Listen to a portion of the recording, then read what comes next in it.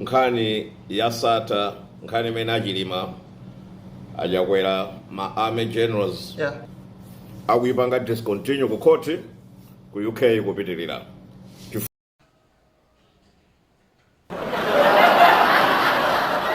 That's it, folks.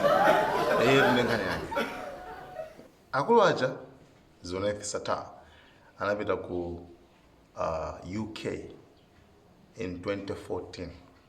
Kumene kuja malinga ndi malamulo adziko international law. Kumene kuja akulu achabe chifukwa kuti kuno anapalamula akulu ndo opalamula ukoso akuwazengaso Milandu. Ndiye kuno zapezeka kuti akuti Milandu uja watha. Koma ukoko Milandu sunatani sinathebe. Ehetu. UK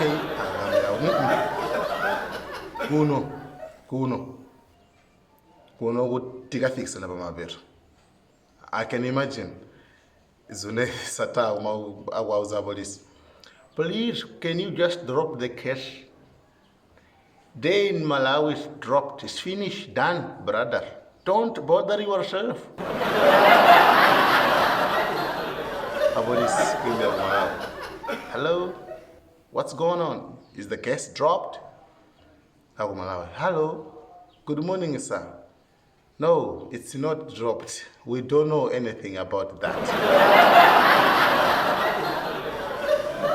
Sattar, what are you talking about?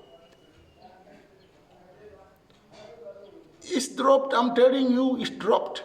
I do not know what are you trying to do or to say, but it's finished. Who did you call? Who did you call? Tell me. ACB. No.